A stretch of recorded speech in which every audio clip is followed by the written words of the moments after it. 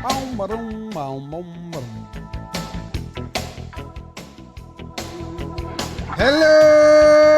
and welcome to another team profile and projection here on Talkin Baseball, where we have been giving you an episode a day every day until opening day because we're excited that baseball is back. Major League Baseball, that is, where the San Diego Padres exist. Last year they finished third in the NL West. They won 82 games. They lost 80.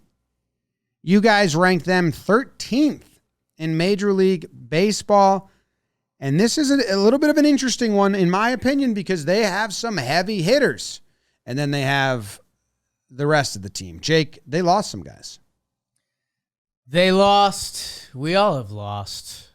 But they did add. They retooled a lot of the bullpen. Wandy Peralta, Yuki Matsui, and Woo-Suk Go. Hello. Ooh, hello. Michael King, Randy Vasquez. Michael King is very good. It's very exciting for Padre fans. Vasquez and Brito, talented young pitchers. See if something clicks there. Higgy behind the dish. And De Los Santos. Oh, nice little MLB reliever. A couple other guys fighting for spots on minor league deals. The who they lost section, I mean, arguably the most tragic that we'll do on any of these. Josh Hader. Oh, boy. He's in Houston now. One of the best at his position. Seth Lugo, Michael Wacha, and Nick Martinez. Couple guys that all threw 100-plus innings at a pretty nice rate last year. Gary Sanchez came in, hit some homers, and caught Cy Young winner Blake Snell. Currently a free agent, but not a lot of San Diego rumors. Oh, my God, they traded Juan Soto. He's a Yankee. Trent Grisham, Matt Carpenter, Scott Barlow, Nola, Cooper, G-Man, DrewProm.com. A lot of bodies moved out. I don't know if enough have moved in. Trev, I know there's guys in that lineup. What about the whole thing?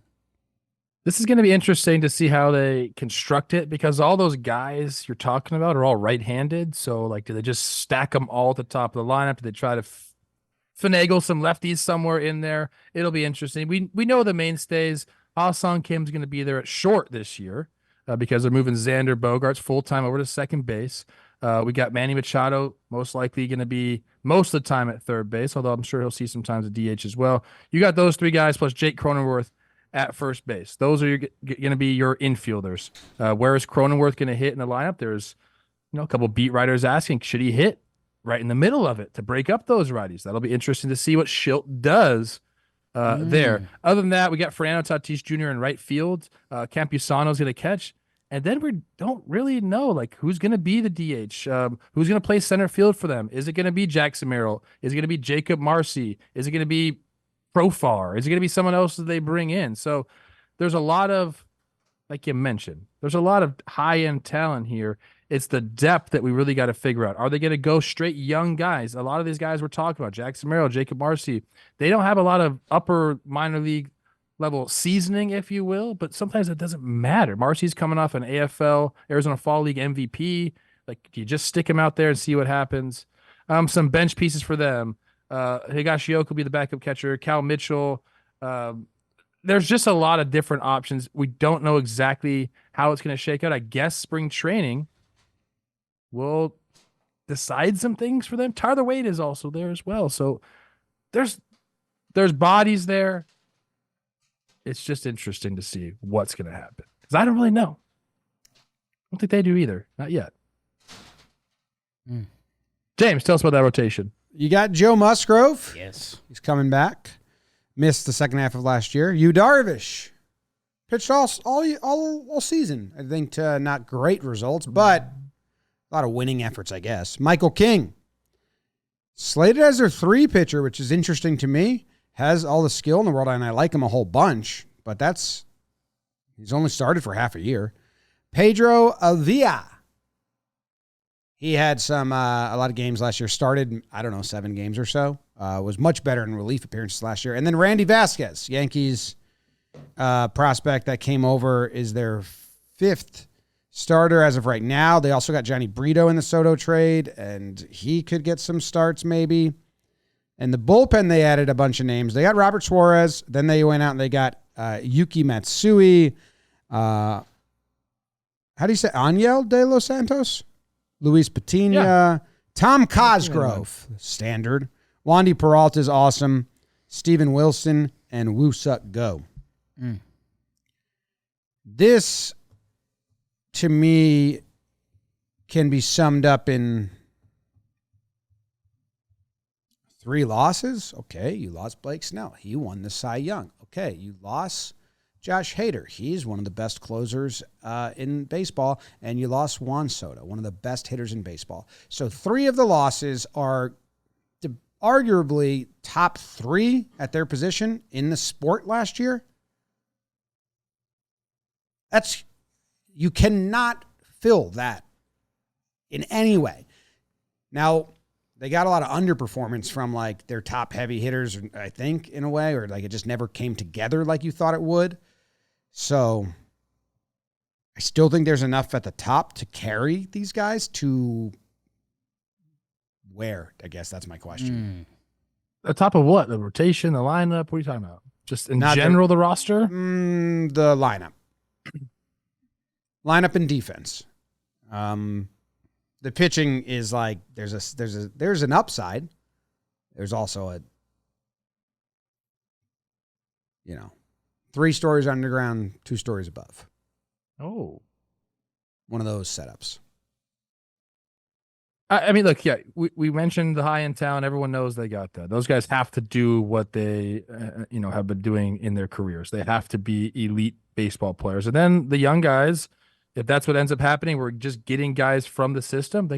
You got to step up, whoever it may be. Now, is it Schilt platooning the right way? Is it just letting these guys, letting someone have a crack at a starting job and seeing if he can succeed at the major league level? Like, these are all the decisions that they're going through right now in spring training. I mean, they have voids in the lineup, in the roster that need to be filled by somebody. And I don't know exactly.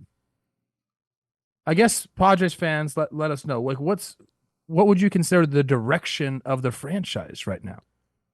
Like, are you on your way up? Are you on your way down? Are you trying to float and just tread water? And for what reason that would be, I have no idea. So if you're cutting payroll, which you obviously have done, it's hard to add in free agency. So you're just relying on the names that you have there and then within the system. I guess there are still chances for trades, but right now it seems like you're treading water when you should try to be going like this. And I don't think they have the ability to do that anymore. Man, it's really tough. I mean, obviously there's the whole Seidler part of this that he went all in and then passed away. It feels like the Padres, and this is where it gets gross with baseball, and Jim will usually call me out if I say, like, wow, this team's entering they should be in a 5-year window. That doesn't really exist unless you're like the Dodgers, who, by the way, they play in the same division as the Dodgers, and the Dodgers added everybody. So if you're the Padres, you lost 3, potential 1-1 draft picks on the 2023 season at what they were. Like, okay, if Juan Soto's the left fielder, might have been the number 1 left fielder in baseball. If you're drafting closers, Hader would have probably been the 1 pick. And if we're doing it on last season, what Snell did last year in the National League, and I don't know, man, I guess I get even more scared because there's some nice things here. The 1-run game thing, I say it for other teams. I need to say it with the Padres. They had a historically bad 1-run game history last year that we probably should have been talking about a 90-win Padres team. And I think if we were, we'd be saying like, whoa, these Padres are about to take a step back this year, but that didn't happen. That people just kind of have them floating, and there's talks of, Tatis is going to bounce back, and Campusano looks like he's got a chance to be a really something. But, man, I get really scared with how much pitching they lost. Like, I don't care what you think about Blake Snell. He won the Cy Young. He was the best pitcher in the National League last year. Your team and whatever they're offering him contract-wise, because they're worried about his walks in the future, don't give a shit. Sorry. He was the best pitcher.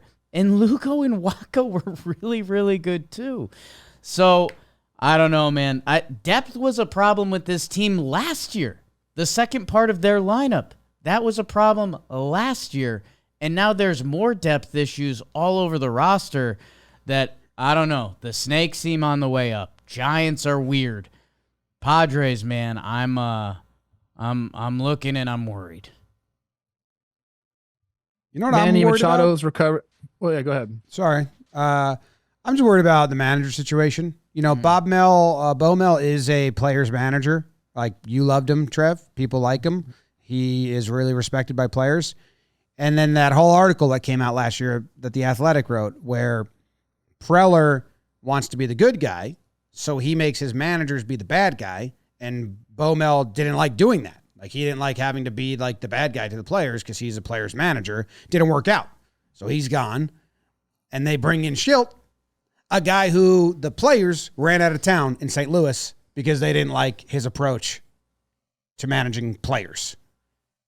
So this seems like an awful situation. It's like Preller got his bad guy that the players aren't going to like. And does he think that's going to work out now? Because you got guys that aren't going to enjoy that. You got like top heavy veterans, and then you got a team that just lost half its, like all of its best players and didn't replace them. So if you're some of those Padres players, I think you're going to be like, what the fuck's going on? This stinks. In that regards, I feel like it should be a hands-off type of managerial approach because you have these guys in the clubhouse. You have Manny Machado, you have Xander Bogaerts that, been around the block, have been, they understand how to handle a clubhouse. Same with the pitching staff. Like, you got some veterans there. It should be more of a hands-off approach. I understand there are some young guys trying to crack the roster. But yeah, I mean, I guess that's an interesting take there, because I remember that article coming out, good cop, bad cop. Schilt can definitely be the bad cop easily. Yeah. But I don't think he's going to have to be. I feel like this team doesn't need that. Like, let him go play. Like, actually give him something on the roster instead of thinking about how you're going to, good cop, bad cop your own team. What? That doesn't make any sense. Player Trev not liking that. I'm trying to find my glass half fulls. There's the lineup is, you can say the lineup can be good. And defense. And defense. Like, those are the things you can point to and say they can win ball games with this lineup, with that defense. Hey, I also love when a team swallows the frog a little bit. Remember when Bogaerts signed and the first question at his $300 million press conference is like, will you move off short? You're like, hey, I thought this was kind of like a happy fun day. They did it. Ha-Seong Kim's going to play short. And he's one of the most talented defenders, I think, in all of MLB. Like, just watching him play is chef's kiss. That, all right, if guys are willing to do that, like, that's one of those, something like that can kind of loom over a clubhouse a little bit. Like, basically, you're saying we're not doing something that optimizes us as a team. Like, that's everything that's like anti-Rays, like all the teams that we talk about how they get the most out of their team. Like, that was kind of just looming. So the fact they got in front of that in spring training, I like that. I like the top half of the lineup. The bullpen, in a weird way, has a chance to click. Like, I just don't know what we're getting from Matsui, who is really well-liked in this process. Woo-Suk Go, not as much, but hey, wild card, bitches. Like, let's see what you got. That maybe it comes together down there, but man, oh man, I'm worried about the depth. I know, like, this team is begging to bring in like an Eddie Rosario, who's still a free agent. And if you do that, great, Padres. I'll start buying a little more stock, but I don't know. Right now, it's nervous times. Give me Eddie Rosario in left field. One of the young guys in center field. Leave Tatis in right field. Sure. You have your infield set. Now go add a starting pitcher. It doesn't have to be Montgomery or Snell. It's not going to be one of those two guys. Like, I would keep mentioning the Renzen in these TPPs because he hasn't signed anywhere as of yet. But, like, go get some starting pitching depth.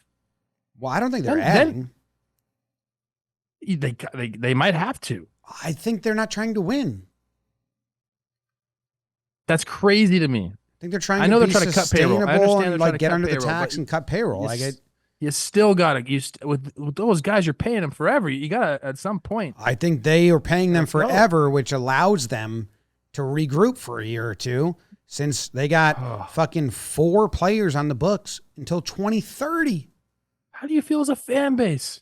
Weird. You got sold the dream, baby. We're slaying the dragon. We signed all these dudes. We trade for Juan Soto. We bring in Josh Hader.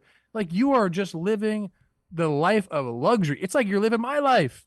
Then all of a sudden you're living Jake's life. It's just crazy because like they don't have anything coming off the books until 2028. Yeah, that's where and Jim, correct me if I'm wrong, but I think like in Eddie Rosario, if he's 1 year, $7 million, I think the Padres are just hoping like his price tag gets to a level, because like right now in their what have they added so far? Well, I mean, there's the parts in, parts out in the Soto trade. They added. Well, I'm saying like they signed relievers. So if all the relievers like Eddie Rosario equal $40 million, then you shouldn't have traded Soto. I'd be fucking bullshit mad as a fan if they spend $40 million on bit pieces don't have an engine. But then it goes to they knew they weren't going to re-sign Juan Soto, so they wanted to get assets. Like, they're hoping Michael King is a starter for them for multiple years. So then just don't sign for this year. So then take this year off and go sign for the next couple years. Next free agency class is way better than this free agency class. Yeah, but if you could do like an Eddie Rosario it gives you a little bit of a hope, and then if the trade deadline comes around, you could trade him for he's a great fit for this team. Like, an absolutely perfect fit. They need left-handed bats. They need a left fielder. Like, hey, here he is. They need pitching. Yeah, they got some guys that they're decently high on too, so maybe they're just waiting on those guys to come around. Snelling is one of them. Well, that's fine if it's a waiting game. Call up the kid Salas, right? Let's get the electricity going. What's he, 13? He's 14 years old, yeah. Oh man, yeah, it is difficult to find where you kind of stand on this roster, because you're looking at the bright shiny pieces and you're intrigued by that, and you're like, hey man, like some of the young guys can go, but it just keeps coming back to the starting rotation to me. They're going to trade Kim. That's why they moved him to shortstop. Yeah, he's better, but if they're not in it this year, they're going to trade him and get pieces back. His value is way higher if he's playing short the first half of the year than if he's not. Has a team ever lost like that good a group of players in 1 year? Like, arguably the best reliever, arguably the best left fielder, and the Cy Young. I don't know. That's crazy. It's crazy. Huh. Definitely not without like they planned to bottom out now, which they aren't. They're not trying to bottom out. That year is remembered as like an all-time disappointment with those performers. Yeah. Because of the 1-run games and the Clayton Kershaw meme. That's it. Man, I hope they know something we don't. 20-year-old Jackson Merrill, who's a big-time prospect and a lefty, does he get the look this year? And he's a dude, and that's one of the lefty problems we've been talking about. I just don't know, man. And I know Padre fans, empty it out in the comments. Let us know what we're missing on your heartstrings, but it's really weird. Now I know. I get it. They don't want to have Eddie Rosario and Eggy Rosario. Yeah. You can't have both. I get it. Schilt can't process that. No. The lineup's wrong all the time. The other E Rosario. I've got like a kind of rude thing. If we were looking for the let's get rude. The clip that we wouldn't clip. It feels like half this team is Dodgers, half this team is A's. Oh my God. Name each half by name. Put them in a category now. They kind of know it. And I know what else. The DraftKings Sportsbook, America's top-rated sportsbook app. Basically the top half of the San Diego team. NBA season is in full swing, and they are giving you a no-sweaty first betty. You find a bet you like. You bet up to $1,000 on it. If it hits, good. I mean, that's a pretty nice situation. If it doesn't, you're still good. You get a no-sweat bet back at the same amount of money. So download the DraftKings Sportsbook app now. New customers use promo code TALKIN. Get a no-sweat bet. That's promo code TALKIN only at the DraftKings Sportsbook. The crown is yours. The number, as it currently sits in the DraftKings Sportsbook, is 81 and a half. And a half. Did I say 81 and a half? I might have.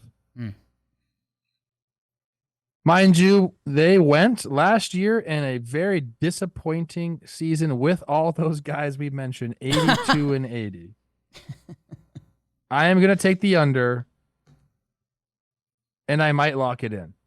Did I give a lock already? You had Brewers over 76.5 as your all caps. I typed Trevor's lock. Okay, I can't lock this one in, but I'm taking the under here. I want it to happen. I do. And it could come back to bite me, man. Like, this team could just show up and just all of a sudden we're like, dang, remember all those superstars we talked about? The Dodgers half the lineup? But right now, looking at it, I got to take the under. What if I told you to expect a lot more stolen bases of third base? Would that change your mind? I like taking the extra base, James. I do, but it would not. Last year, the Padres, they were 137 rate plus at stealing third base. They were upper echelon. And Mike Schilt loves it. Every time he's been a manager, his team has been a third base stealing team. Okay. I'm going to take the under. I don't like the rotation situation, nor the managerial situation, nor the clubhouse vibes.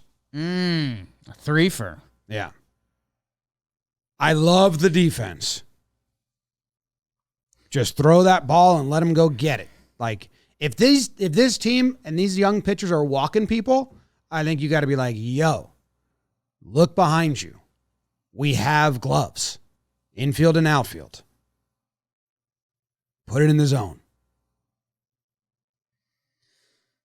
Yeah, I think you guys know I'm going sweep week at this point. I'm going under. For me, I mentioned it during the Giants TPP. I think you're either Giants or Padres. Like, I don't think you could be both.